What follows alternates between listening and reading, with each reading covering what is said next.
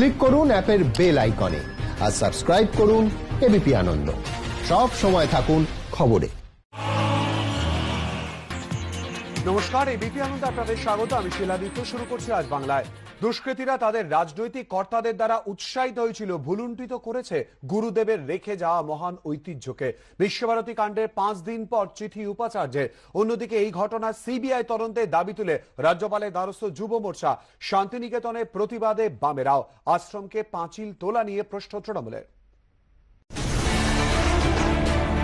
পৌষমেলার মাঠে পাঁচিল দেওয়া নিয়ে তাণ্ডবের 5 দিন পর এই ইস্যুতে প্রথমবার মুখ খুললেন বিশ্বভারতী বিশ্ববিদ্যালয়ের উপাচার্য বিদ্যুৎ চক্রবর্তী। শনিবার বিশ্বভারতীর ওয়েবসাইটে প্রকাশিত 7 পাতার চিঠিতে তিনি লেখেন, কোনো ব্যবসায়িক গোষ্ঠীর বিশেষ স্বার্থ এবং দুষ্কৃতীদের হুমকি কোনো শিক্ষা প্রতিষ্ঠানে এই অধিকার প্রয়োগ থেকে বিরত রাখতে পারে না। দুর্বৃত্তরা কেবল তাদের রাজনৈতিক কর্তাদের দ্বারা উৎসাহিত এবং নেতৃত্ব দিয়েছিল তাই নয়, পরবর্তী প্রজন্মের জন্য গুরুদেবের রেখে যাওয়া মহান ঐতিহ্যকে ভুলুণ্ঠিত করেছে।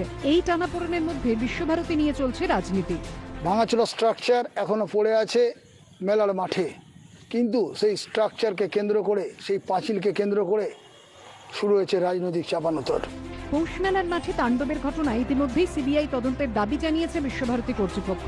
শনিবার একই দাবিতে যুব মোর্চার রাজ্য সভাপতি সৌমিত্র খাঁ, অনুপম হাজরা, সৌরভ শিকদার সহ 5 সদস্য রাজ্যপালের সঙ্গে দেখা করেন। যারা ছিলেন তাদেরকে গ্রেফতার করতে হবে এবং এর একটা সিবিআই তদন্ত চাই। পশ্চিমবাংলার গর্ব, বাংলার গর্ব, ভারতবর্ষের গর্ব, সে রবি ঠাকুরের শান্তিনিকেতন দখল করতে আছে তৃণমূল কংগ্রেস। এটা খুব দুঃখজনক ঘটনা। এদিনে একাডেমি অফ ফাইন আর্টসের সামনে মৌন প্রতিবাদ সংগঠিত করে যুব মোর্চা। বীরভূমের শিউরি বাসস্ট্যান্ডে প্রতিবাদ সভা করে আরএসএস এর ছাত্র সংগঠন এবিভিপি। বিজেপি যখন পৌষ মেলার মাঠে তাণ্ডবের ঘটনায় সরব, তখন তাণ্ডবের নিন্দার পাশাপাশি রবীন্দ্রনাথের মুক্ত আশ্রমকে পাঁচিল দিয়ে ঘেরার যৌক্তিকতা নিয়ে প্রশ্ন তুলেছে তৃণমূল। রাজনীতির বিষয় নয়, রাজনীতিকরণ করবার জন্য যারা উদ্যোগ গ্রহণ করেছেন তারা রাজনীতি করার জন্যই করছেন, তাদের অন্য কোনো উদ্দেশ্য নয়। মাননীয় মুখ্যমন্ত্রী যে কথা বলেছেন, যেটা রবীন্দ্র আদর্শের বিরোধী, যারা রবীন্দ্রনাথের শিক্ষাঙ্গনকে কলুষিত করছে, তাদের বিদায় হোক। এই ইস্যুতে তৃণমূল ও বিজেপি দুপক্ষকেই কাঠগড়ায় তুলেছে বামেরা। জনমত তৈরি করতে শনিবার বোলপুরে নাগরিক কনভেনশনের আয়োজন করে সিপিএম এর ছাত্র সংগঠন এসএফআই। আমরা মেলার মাঠে পাঁচিল চাই না, গুন্ডামিও চাই না। আমরা অবিলম্বে বিশ্বভারতীতে শান্তি ফেরত চাই এবং বিশ্বভারতীকে যেভাবে পৃথিবীর মানুষ দেখতে অভ্যস্ত, মুক্ত চিন্তার চাষজমি হিসেবে দেখতে অভ্যস্ত, সেই গরিমায় বিশ্বভারতীকে দ্রুত ফিরিয়ে দিতে হবে। গণতান্ত্রিক মানুষ যারা বিশ্বভারতীর আবার এই অচলাবস্থা কাটুক, এইটা চাইছেন। সব মিলিয়ে বিশ্বভারতীর পাঁচিল বিতর্কে তরজায় সরগরম বাংলার রাজনীতি। গোপাল চট্টোপাধ্যায়, দীপক ঘোষ ও সমিত সেনগুপ্তের রিপোর্ট, এবিপি আনন্দ। হুগলি খানাকুলে নিহত বিজেপি কর্মীর বাড়িতে দিলীপ ঘোষ তুললেন কেন্দ্রীয় সংস্থাকে দিয়ে তদন্ত করানোর দাবি। বিজেপির গোষ্ঠীদ্বন্দ্বের কারণে খুন দাবি তৃণমূলের। পুলিশের উপর আস্থা থাকলে আজকে ধরুন এত ধর্ষণ আর খুন হচ্ছে, কজন সাজা পেয়েছে? চার্জশিটই হয় না। আমরা কেন্দ্রীয় সরকারের তদন্ত চাই, কেন্দ্রীয় সংস্থার তদন্ত চাই, যাতে মানুষ তার সত্যি সত্যি ন্যায় বিচার পায়। হুগলির খানাকুলে বিজেপি কর্মী হত্যাকাণ্ডে কেন্দ্রীয় সংস্থাকে দিয়ে তদন্তের দাবি তুললেন রাজ্য বিজেপি সভাপতি দিলীপ ঘোষ। পাল্টা জবাব দিয়েছে তৃণমূল। বিজেপি খুন করে ক্ষতিপূরণ দিতে এসছে দিলীপ ঘোষ। টাকা দিয়ে কখনো রাজনীতি করা যায় না, আর খুনের রাজনীতি বিজেপিরাই করে। গত 15ই আগস্ট জাতীয় পতাকা তোলাকে কেন্দ্র করে তৃণমূল বিজেপির সংঘর্ষে মৃত্যু হয় খানাকুলের নতিবপুরের বিজেপি কর্মী সুদর্শন প্রামাণিকের। যে ঘটনাকে কেন্দ্র করে তোলপাড় পড়ে যায় রাজ্য রাজনীতিতে। দেখলাম মরে গেছে, একেবারেই শেষ করে দিল মনে হচ্ছে। হ্যাঁ, সেটাই হবে, 3 আঙুলেরই মনে হচ্ছে। তৃণমূল এই অভিযোগ অস্বীকার করলেও সংঘাতের আগুন নেভেনি। এরই মধ্যে শনিবার মৃত দলীয় কর্মীর বাড়িতে যান বিজেপির রাজ্য সভাপতি। দলের পক্ষ থেকে নিহতের পরিবারের হাতে তুলে দেওয়া হয় 5 লক্ষ টাকার চেক। এদিন নতিবপুর এলাকায় প্রচুর বিজেপি কর্মী সমর্থক জড়ো হন। পরিকল্পনা থাকলেও পুলিশের অনুমতি না থাকায় মিছিল হয়নি। তবে রাজনৈতিক সংঘাত জারি আছে পুরো মাত্রায়। তারা যে খুন করেছেন তার প্রায়শ্চিত্ত করার জন্য তাদের রাজ্য সভাপতি আজকে এসেছে। মানুষকে খুন করে রাজনীতি করার যে তাদের প্রচেষ্টা, এর বিরুদ্ধে সবসময় সমস্ত মানুষ রুখে দাঁড়াবেন। রাজনীতি করার জন্য আজকে দিলীপবাবুরা একটা খুন সংগঠিত করেছিলেন। প্রত্যেক বাড়ি বাড়ি গিয়ে সমস্ত কর্মীদেরকে ধমকি দেওয়া হচ্ছে, ভয় দেখানো হচ্ছে, আর শেষে হত্যা করা হচ্ছে। এই পরম্পরাটা বন্ধ করতে চাইছি আমরা, সাধারণ মানুষকে নিয়ে লড়াই করতে চাইছি।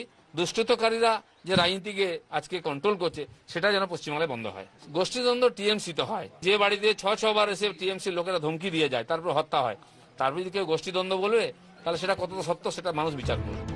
বিজেপি কর্মী খুনের ঘটনায় এখনো অবধি 6 জনকে গ্রেফতার করা হয়েছে। বাকিদের খোঁজ চলছে বলে জানিয়েছে পুলিশ। অর্ণব মুখোপাধ্যায় ও মোহন দাস, এবিপি আনন্দ, হুগলি।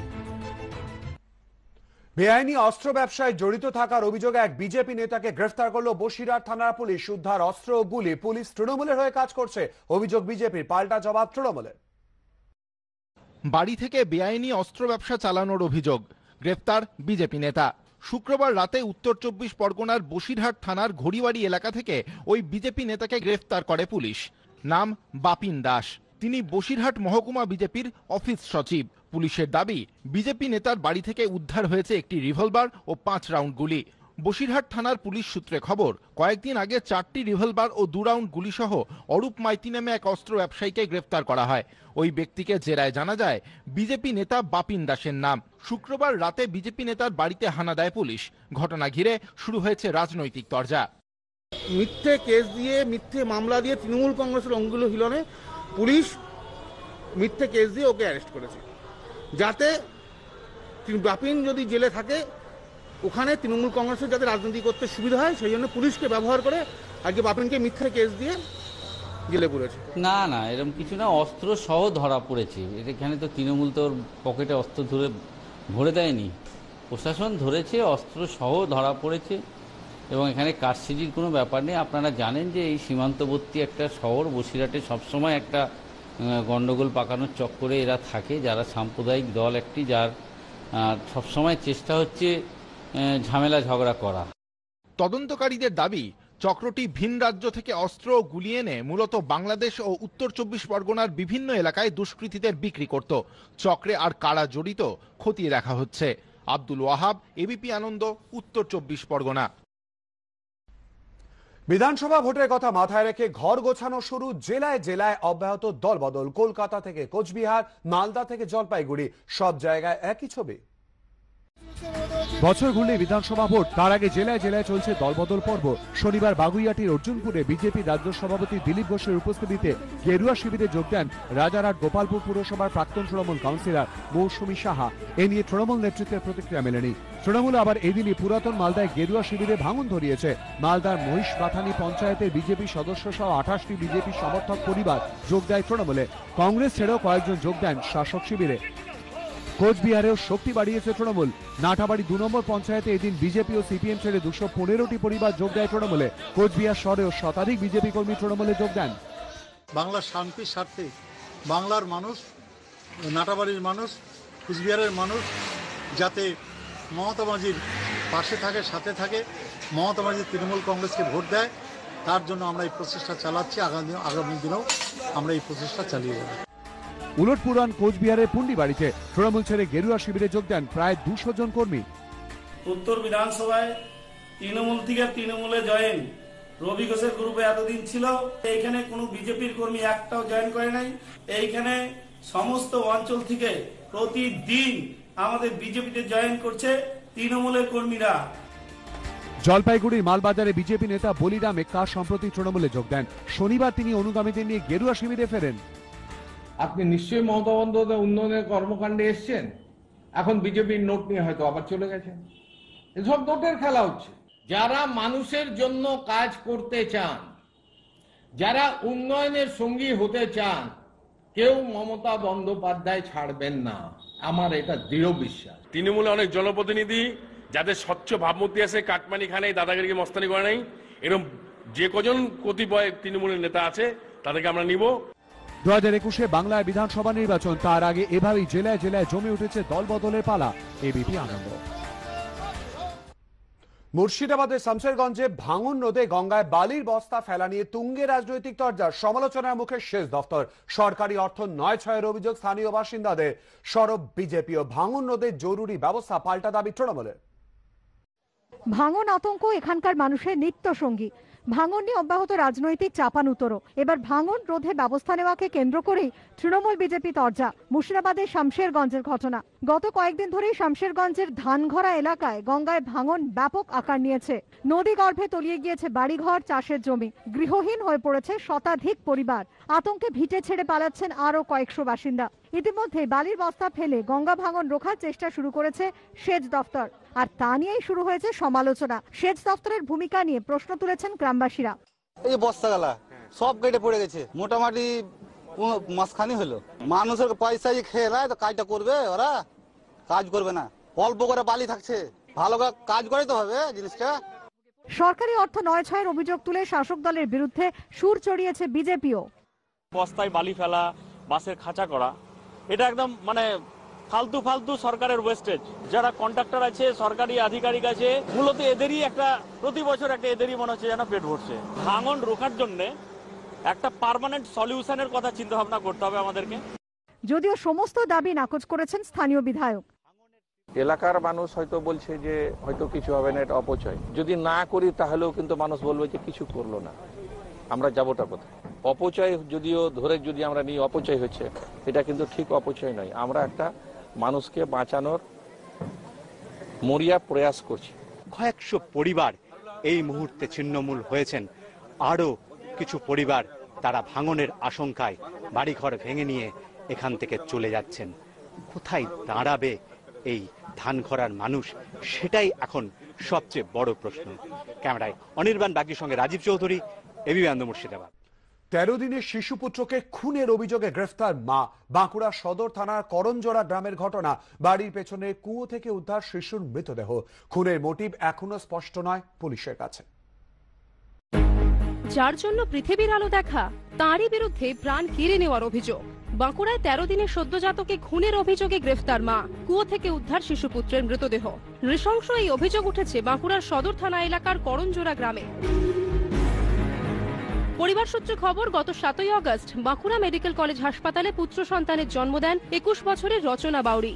হাসপাতাল থেকে ফেরার পর সন্তান সহ শ্বশুরবাড়িতে আলাদা ঘরে থাকতেন ওই তরুণী। পুলিশ সূত্রে দাবি, 20 আগস্ট বৃহস্পতিবার ভোরে তিনি স্বামী ও শাশুড়িকে জানান সন্তানকে কেউ চুরি করেছে। পরে আমরা ঘুমাই গেছিল, দিয়ে পরে ও আমাদেরকে জাগায়, উঠো মা, আমার বেটাকে দেখতে পাচ্ছি না। দিয়ে পরে বলছি আমার বাচ্চা কেলি চলে গেছে, বাচ্চা কেলি চলে গেছে। দিয়ে সে গাদি কান্না কাটি করলাম আর করলাম, পাড়া বাকুলের লোক আলিও, সব দিগা দিগি খুঁজা খুঁজি হইলেও কোথাও পাইলাম না। অনেক খুঁজে ও সদ্যজাতর হদিশ মেলেনি। তরুণী তার স্বামী ও শাশুড়িকে থানায় নিয়ে গিয়ে জিজ্ঞাসাবাদ শুরু করে পুলিশ। থানা সূত্রে দাবি, টানা জেরায় ভেঙে পড়ে তরুণী বলেন ছেলেকে তিনি কুয়োয় ফেলে দিয়েছেন। সেটা বুঝতে পারছি না আমরা এখনো। কোনো মানসিক ভরসা বলতে স্যার আমরা এখনো কিছু জেনে উঠতে পারিনি। ওদের বাপের বাড়ির তরফ থেকে সেরকম কিছু? না না, সেরকম কিছু হয়নি। না, আমার সঙ্গে কোনো ঝামেলা হতো না, আমার সঙ্গে কোনোদিনই কিছু হতো না। শুক্রবার অভিযুক্ত তরুণীকে 14 দিনের জেল হেফাজতে পাঠিয়েছে বাঁকুড়া আদালত। পূর্ণেন্দু সিংহর রিপোর্ট, এবিপি আনন্দ, বাঁকুড়া। চিকিৎসা করাতে গিয়ে জখম রোগী। বিহার রাস্তায় টোটো উল্টে জখম রোগী সহ 5 যাত্রী। খারাপ রাস্তা সারানোর দাবিতে বিক্ষোভ গ্রামবাসীদের। বীরভূমের দুবরাজপুরের কামারশাল মোড়ের ঘটনা। বর্ষায় বেহাল রাস্তা, তার উপর দিয়ে রোগী নিয়ে যাওয়ার সময় দুর্ঘটনা। জখম হন চালক সহ টোটো যাত্রীরা। চিকিৎসা করাতে এসে আহত রোগীও। বীরভূমের দুবরাজপুরের কামারশাল মোড়ের ঘটনা। দীর্ঘদিন ধরে বেহাল হয়ে পড়ে রয়েছে কামারশাল মোড় থেকে মানসায়েরে দুবরাজপুর ব্লক প্রাথমিক স্বাস্থ্য কেন্দ্রে যাওয়ার রাস্তা। রাস্তা জোড়া বিশাল বিশাল গর্ত, উঠে গিয়েছে পিচের প্রলেপ। বর্ষায় তার মধ্যে জমেছে জল, যেন রাস্তার ওপরই বড় বড় ডোবা। শনিবার সকালেই রাস্তার ওপর দিয়েই টোটো করে অসুস্থ এক ব্যক্তিকে দুবরাজপুর ব্লক প্রাথমিক স্বাস্থ্য কেন্দ্রে নিয়ে আসা হচ্ছিল। সেই সময় দুর্ঘটনা। বর্ষায় খারাপ রাস্তায় উল্টে যায় টোটো, সোজা গিয়ে পড়ে পাশের খালে। জখম হন চালক সহ 5 যাত্রী। আহত হন রোগীও। স্থানীয়রাই তাদের উদ্ধার করে স্বাস্থ্য কেন্দ্রে নিয়ে যান। এরপরই রাস্তা সারানোর দাবিতে পথ অবরোধ করে বিক্ষোভ দেখাতে থাকেন গ্রামবাসীরা। প্রচন্ড রাস্তা খারাপ, তো আমি খালের মধ্যে উল্টে গেলাম, টোটো দিলাম, আমার শরীর খারাপ, প্রচন্ড জ্বর। কিছুদিন আগেই ভদ্র মহিলাই তিনিও কিন্তু এখানে টোটো সমেত উল্টে গেছিলেন। এটা হাসপাতালের রাস্তা। আমরা চাইছি এই রাস্তাটার স্থায়ী একটা সংস্কার হোক। প্রায় ঘন্টা দেড়েক পর পুলিশের আশ্বাসে অবরোধ উঠে যায়। রাস্তা সারানোর আশ্বাস দিয়েছে দুবরাজপুর পুরসভা। দুবরাজপুর শহর থেকে যেটা কামারশালে মানসারে ঋতুপুর রাজবাড়ি দিয়ে হাইওয়েতে উঠেছে, ওই রাস্তাটা টেন্ডার হয়েছে, শীঘ্রই রিপেয়ার হবে আর পেটি রিপেয়ারের কাজও চলছে। প্রশাসনিক আশ্বাস মিললেও সমস্যার সমাধান না হলে ফের বিক্ষোভের হুঁশিয়ারি দিয়েছেন স্থানীয় বাসিন্দারা। গোপাল চট্টোপাধ্যায়, এবিপি আনন্দ, বীরভূম।